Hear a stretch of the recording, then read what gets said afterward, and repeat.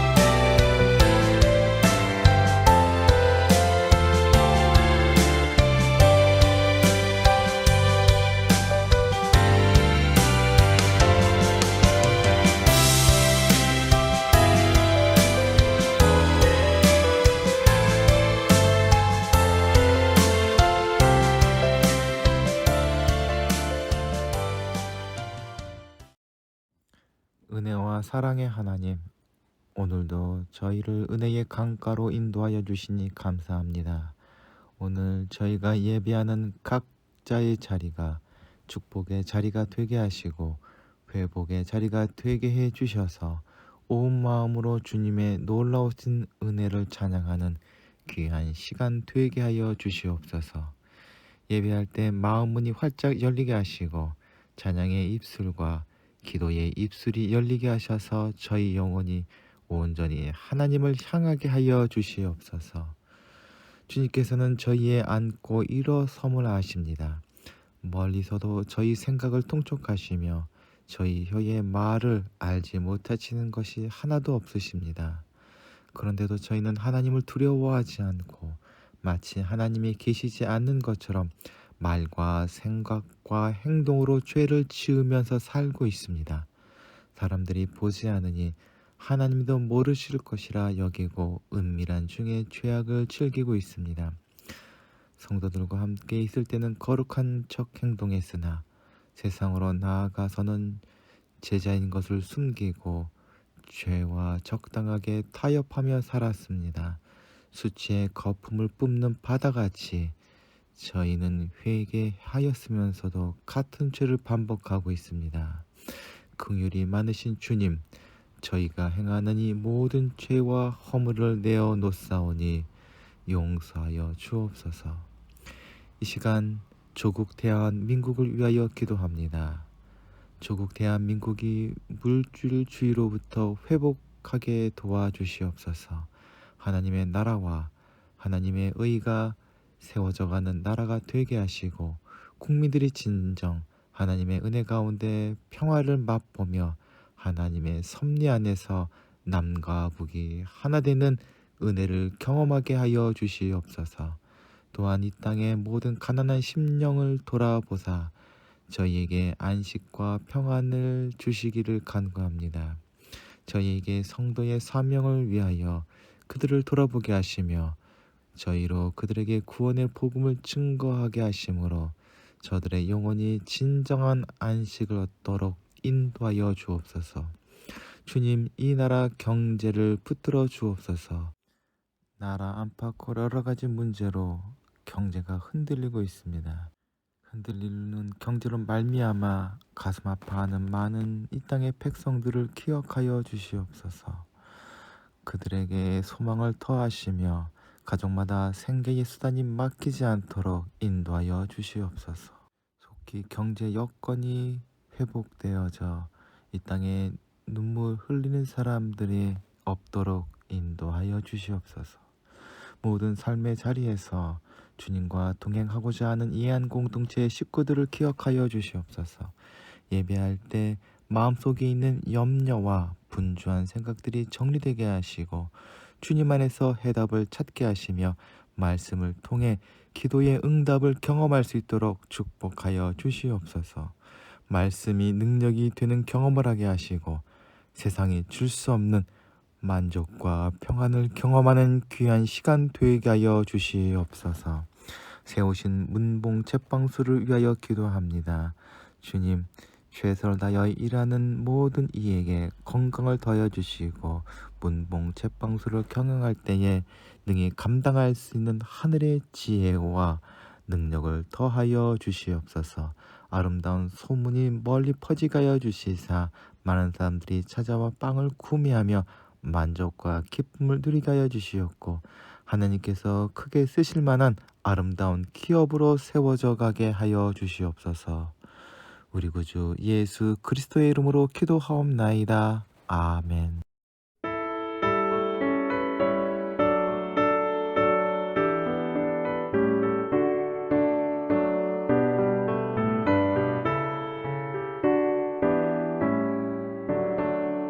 주 은혜를 받으려 모인 성도들 주 크신 뜻 깨닫게 하옵소서.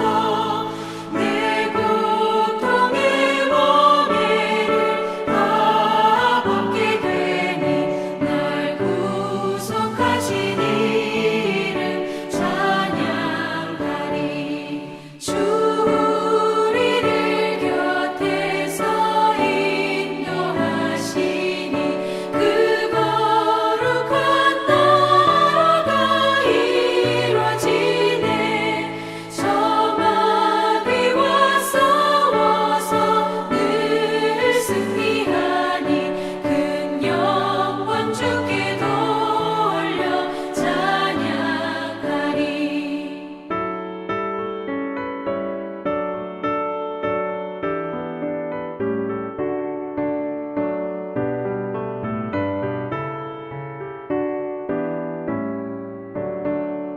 주 우리의 방패와 장검 되시니 나 승리의 주님을 따릅니다. 큰 환난을 당할 때 늘 도우시니 승전가 높이 불러 찬양하리.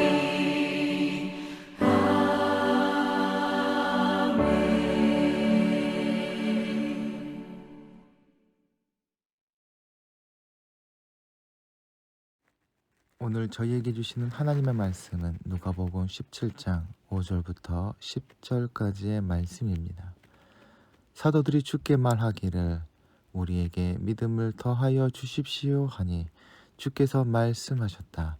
너희에게 겨자씨 하늘 만한 믿음이라도 있으면 이 뽕나무더러 뽑혀서 바다에 심기어라 하면 그대로 될 것이다. 너희 가운데서 누구에게 밭을 갈거나 양을 치는 종이 있다고 하자 그 종이 들에서 돌아올 때에 어서 와서 식탁에 앉아라 하고 그에게 말할 사람이 어디 있겠느냐. 오히려 그에게 말하기를 너는 내가 먹을 것을 준비하여라. 내가 먹고 마시는 동안에 너는 허리를 동이고 시중을 들어라. 그런 다음에야 먹고 마셔라 하지 않겠느냐. 그 종이 명령한 대로 하였다고 해서 주인이 그에게 고마워하겠느냐. 이와 같이 너희도 명령을 받은 대로 다 하고 나서 우리는 쓸모없는 종입니다. 우리는 마땅히 해야 할 일을 하였을 뿐입니다. 하여라. 아멘.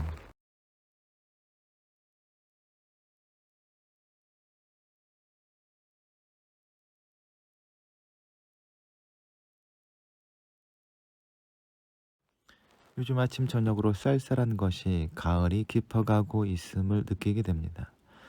오늘부터 시작되는 비가 가뜩이나 차가워진 가을 날씨를 더 끌어내릴 것이란 소식에 몸과 마음이 움츠러들지만 이 계절의 변화가 우리나라 산천을 알록달록하게 물들 것이라 생각해보니 기대되기도 합니다.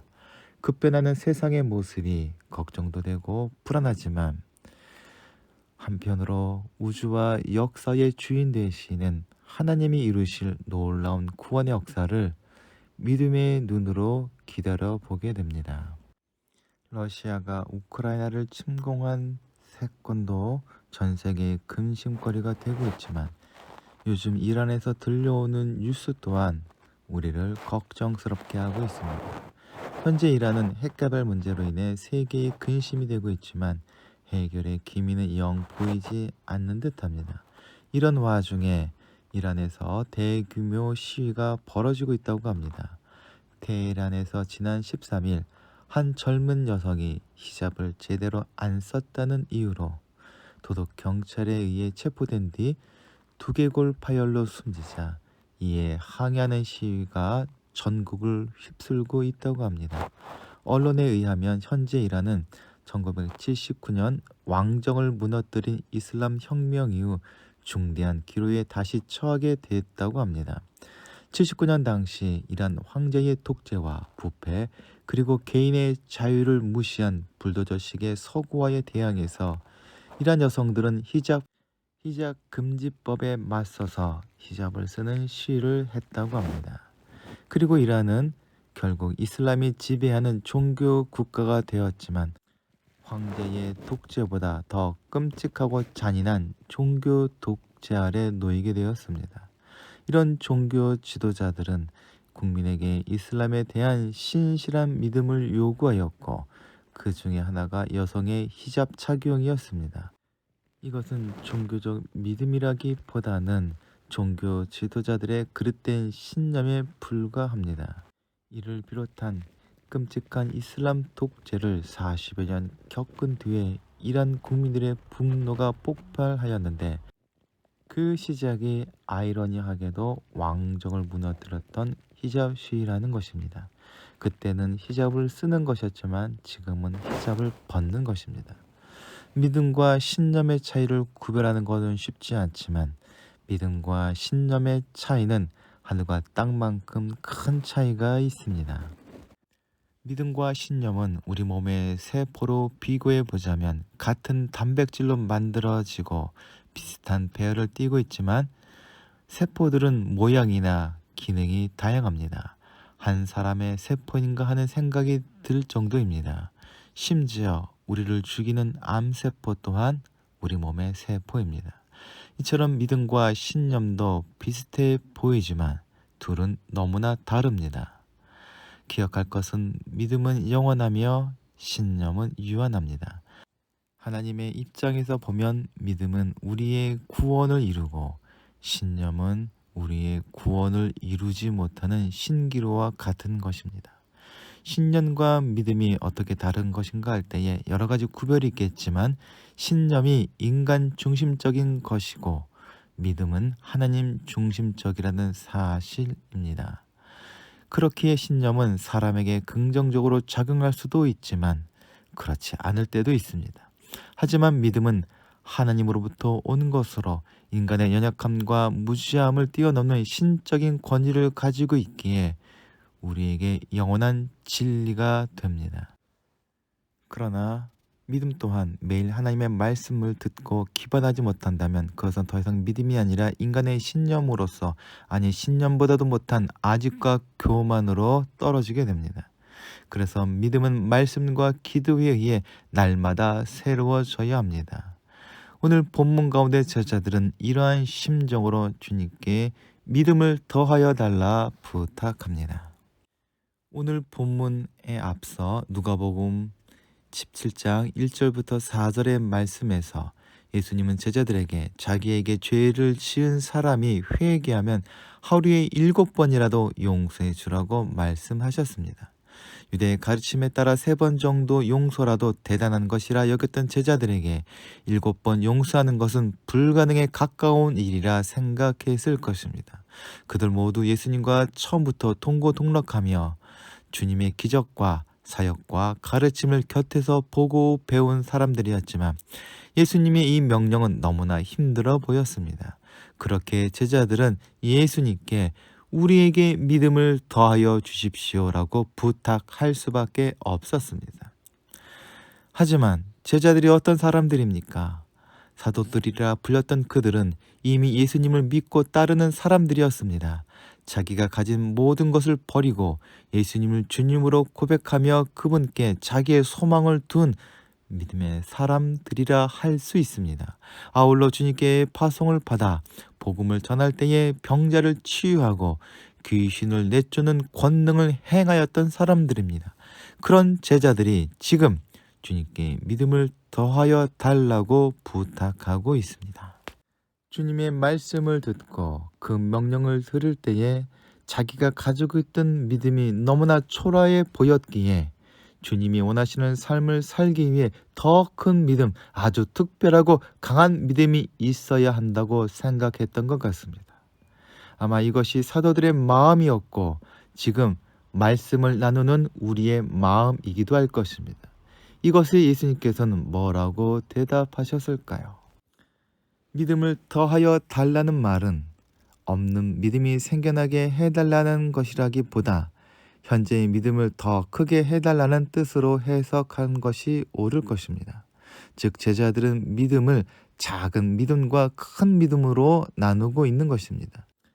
우리도 믿음의 성장이라는 표현을 자주 사용하는데 작은 믿음보다는 큰 믿음이 더 낫다는 생각을 가지고 있음을 생각해 볼 수 있습니다.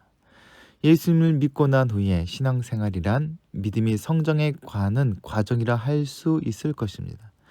사람이 다양한 경험과 교육을 통해서 육체적, 정신적, 그리고 사회적 관계에서 성숙해 가듯이 믿음 또한 다양한 신앙적 사건을 통해서 성숙해 가야 할 것입니다. 그것이 바로 생명력입니다. 즉 생명체가 죽지 않는다면 성장의 과정을 지나듯이 믿음 또한 살아있다면 성장할 것입니다. 지금 제자들은 아마도 자기들이 가지고 있는 믿음이 아기의 믿음과 같아서 주님께서 맡겨주신 사명을 감당하기에 부족하다고 느꼈던 것 같습니다. 그래서 더 그 믿음을 달라는 부탁은 다른 말로 믿음을 성장시켜 달라는 말들과 같을 것입니다. 그렇다면 그들이 바라는 큰 믿음이란 어떤 믿음입니까? 그리고 그들이 생각한 성숙한 믿음이란 어떤 모습일까요? 예수님께서는 이제 그들에게 믿음이 무엇인지 비유로 말씀해 주십니다. 큰 믿음 혹은 성숙한 믿음을 바라는 사도들에게 예수님께서는 너희에게 겨자씨 한 알만한 믿음이 있으면 뽕나무를 뽑아 바다에 심을 수 있다고 말씀하십니다. 이 짧은 말씀 그 자체가 하나의 비유이자 이야기입니다. 예수님께서 믿음을 겨자씨 한 알로 묘사하신 이유는 믿음이라는 것이 소유하기에 엄청 어렵고 대단하다는 의미라기보다는 매우 작은 것을 가리킨다 봐야 할 것입니다. 그렇다면 예수님께서 사도들에게 이런 겨자씨 한 알의 믿음도 없다고 질책하시는 것인지 생각해 보게 됩니다. 그러나 그렇지 않습니다. 여기서 너희에게 있으면이라는 가정법은 없다는 부정의 의미가 아니라 당연히 있다는 것을 전제하는 말입니다. 모든 소유를 버리고 따라 나선 이후 지금까지 예수님 곁을 떠나지 않는 사도들에게 겨자씨만한 믿음도 없다는 말이 어울리지 않습니다. 즉 이 비유는 제자들에게 너희는 이미 겨자씨 이상의 믿음이 있음을 깨닫게 하는 말씀인 것입니다. 겨자씨는 작은 씨앗입니다만 그 속에는 생명이 있습니다. 생명은 살아 움직입니다. 주님은 작은 믿음이라도 그 속에 생명이 있음을 말씀하십니다. 살아있는 생명은 언제나 성장합니다. 한겨울이 지나 봄이 돌아오면 얼어붙은 땅을 뚫고 새싹이 솟아납니다. 그리고 성장하여 큰 나무를 이루고 그늘을 제공하며 많은 새들이 와 깃들이고 둥지를 틀게 합니다. 예수님은 큰 믿음이냐 작은 믿음이냐 따지고 계신 것이 아닙니다. 믿음의 크기가 아니라 믿음의 생명력이 있는지 주목하라 하십니다. 즉, 내가 무슨 일을 하고 있는가, 큰 일을 하고 있는가 보다는 내가 매일매일 말씀과 기도로 주님과 함께하고 동행하고 있는지, 그것이 중요하다는 것입니다. 그것이 바로 믿음의 생명력입니다.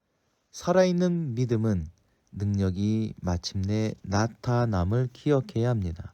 뽕나무를 뽑아 바다에 심거나 귀신을 쫓아내고 병자를 치유하는 일은 불가능해 보이는 일입니다. 이런 것을 가능케 하는 것이 능력이며, 능력은 믿음으로부터 나타난다는 것입니다. 그런데 많은 그리스도인들이 이런 놀라운 능력을 보여주려면 얼마나 큰 믿음이 필요할까 생각하지만, 정작 예수님께서는 겨자씨 한 알 정도의 믿음이면 된다 하십니다. 즉, 불가능한 일을 해내는 능력의 크기를 믿음의 크기라 여기는 인식을 깨뜨리는 말씀입니다. 작은 믿음이라도 하나님을 바라보는 믿음이라면 주님은 산이 옮겨지는 큰 일을 이루십니다. 영화 불의 전처로 유명해진 영국의 육상 선수이자 중국의 선교사였던 에릭 리델은 이렇게 말합니다. 나는 다만 하나님을 믿으며 내 앞길에 놓인 어떤 상황도 받아들일 뿐입니다. 바로 제자들과 우리가 해야 할 고백이 이것입니다. 이제 예수님께서는 믿음이라는 추상적인 단어를 구체적인 행동으로 풀어서 말씀해 주시는데, 믿음이란 종의 삶을 사는 것이며, 즉 순종입니다. 그리고 순종의 삶이 무엇인지 구체적으로 풀어서 우리들에게 보여주십니다. 예수님께서 이야기하시는 무익한 종의 비유라고 이름 붙여진 이 이야기에는 믿음이란 말이 전혀 언급되지는 않습니다. 그런 점에서 믿음과는 관련 없는 동떨어진 이야기처럼 보이지만, 이 비유는 역으로 우리에게 큰 믿음이 어떤 것인지 보여줍니다. 예수님께서는 무익한 종을 이야기하시면서 큰 믿음을 가진 사람이 어떤 사람인지를 보여주십니다. 이야기 속에서 종은 집 밖에서 종일 밭을 갈고 양을 치는 일로 수고합니다. 많은 일을 하고 집에 돌아와서는 주인의 명령을 따라 식탁을 준비하고 주인의 수발을 듭니다. 종의 일상이라는 것이 너무나 고되고 힘들지만 누구도 이 종을 칭찬하거나 그가 하는 일을 대단히 높게 평가하지는 않습니다. 그런 점에서 주인은 종에게 어떤 감사도 하지 않고 보답을 해주지도 않습니다. 도대체 어떤 점에서 예수님께서는 이 종을 크고 성숙한 믿음의 본으로 이야기하셨던 것일까요? 예수님께서 종의 모습을 통해 우리에게 말씀하시는 믿음의 모습이란 바로 종의 태도, 즉 순종입니다. 종은 자기의 일을 하는 것이 아니라 주인이 맡긴 일을 최선을 다해서 완수해 냅니다. 그가 하는 모든 업적과 성과는 그의 것이 아니라 주인의 것입니다. 믿음이란 하나님께서 우리에게 맡기신 하나님의 일들을 순종으로 해내는 것입니다. 그렇다면 하나님께서 우리에게 원하시는 일이란 무엇입니까? 그것은 인간을 포함한 세상의 생명을 보존하되 풍성히 누릴 수 있게 해주는 것입니다. 우리가 하나님께 순종하면 할수록 회복과 치유와 회방의 역사가 일어나며 살림의 기적을 맛보게 됩니다. 그것을 예수님께서는 공생의 기간 동안 보여주셨습니다. 큰 믿음이 큰 능력을 나타내지 않습니다. 중요한 것은 주인이 그 종에게 어떤 일을 맡기는가가 다를 뿐입니다. 큰 능력을 행하는 데 있어서 중요한 것은 순종입니다. 예수님께서 종을 비유로 이야기하신 이유가 여기에 있습니다. 이야기 속에 종이 큰 믿음의 사람인 이유는 자신이 누구인지를 알고 있다는 것입니다. 그는 자신이 종임을 알고 있었고 자신이 특별한 존재가 아님을 깨닫고 있습니다. 그가 한 일이 아무리 대단할지라도 그것은 주인이 계획해서 맡긴 일일 뿐이며 자신은 종으로서 맡긴 일을 했을 뿐이라는 것입니다. 그래서 자신의 하는 일은 어떤 종이라도 할 수 있기에 자신은 쓸모없는 종일 뿐이며 마땅히 해야 할 일을 하였다고 고백합니다. 그렇기에 그는 주인이 누구인지 아는 사람이며 그 주인에게 순종하는 사람입니다. 그렇기에 순종하는 그는 큰 믿음을 가진 사람입니다. 웨슬리 후보라는 사람은 이렇게 고백했습니다. 나는 노예 표시가 붙은 인간이다. 그러나 의의 노예이지 죄의 노예는 아니다. 또 순결의 노예이지 부도덕한 노예는 아니다.